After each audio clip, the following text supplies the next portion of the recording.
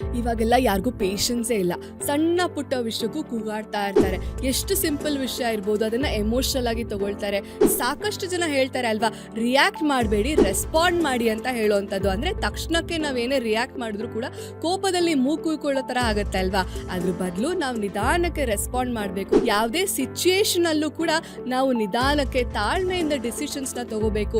ನಮ್ಗೆ ಎಷ್ಟೋ ಸತಿ ಯಾರೋ ಹೇಳ್ತಾರೆ, ಅದೇನೋ ಇಷ್ಟ ಆಗದೆ ಇರ್ಬೋದು, ಕೋಪ ಬರ್ಬೋದು, ಅಥವಾ ಇನ್ನೇನೋ ರೀತಿ ಫೀಲ್ ಆಗ್ತಾ ಇರ್ಬೋದು, ಸುಮ್ಮನೆ ಮೂಡ್ ಸ್ವಿಂಗ್ಸ್ ಆಗ್ತಾ ಇರ್ಬೋದು, ನಮಗೆ ತುಂಬ ಫ್ರಸ್ಟ್ರೇಟ್ ಆಗ್ತಾ ಇರ್ತೀವಿ.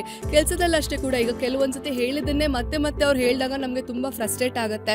ಈ ರೀತಿಯಾದಂಥ ಸಿಚುಯೇಷನ್ಸ್ ಈಗ ಸಾಕಷ್ಟು ಜನಕ್ಕೆ ಕಾಮನ್ ಆಗೋಗಿದೆ. ಇದರಿಂದ ಆಚೆ ಬರೋದಕ್ಕೆ ಕೊಡ್ತಾ ಇರುವಂಥ ಒಂದು ಸಿಂಪಲ್ ರೆಮಿಡಿ ಸ್ವಿಚ್ ಕೋಡ್ ಏನಂದರೆ 5172. ಸಿಂಪಲ್ ಆಗಿ ನಿಮ್ಮ ಲೆಫ್ಟ್ ಹ್ಯಾಂಡ್ ಬ್ರಿಸ್ನ ಮೇಲೆ ಬ್ಲೂ ಕಲರ್ ಪೆನ್ನಲ್ಲಿ ಒಂದು ಸರ್ಕಲ್ನ ಒಳಗಡೆ 5172 ಅಂತ ಬರ್ಕೊಳ್ಳೋದ್ರಿಂದ ನೀವು ನಿಧಾನಕ್ಕೆ ಯೋಚನೆ ಮಾಡಿ ಕೆಲಸ ಮಾಡುವಂಥ ಪವರ್ ಸಿಗುತ್ತೆ. ಜೊತೆಗೆ ಸಬ್ ಕಾನ್ಷಿಯಸ್ಲಿ ನೀವು ನಿಮ್ಮ ಮನಸ್ಸನ್ನು ಸ್ಲೋ ಆಗಿ ನೀಟಾಗಿ ಸಿಚುಯೇಷನ್ನ ಹ್ಯಾಂಡಲ್ ಮಾಡೋದಕ್ಕೆ ಟ್ರೈನ್ ಮಾಡುತ್ತೆ.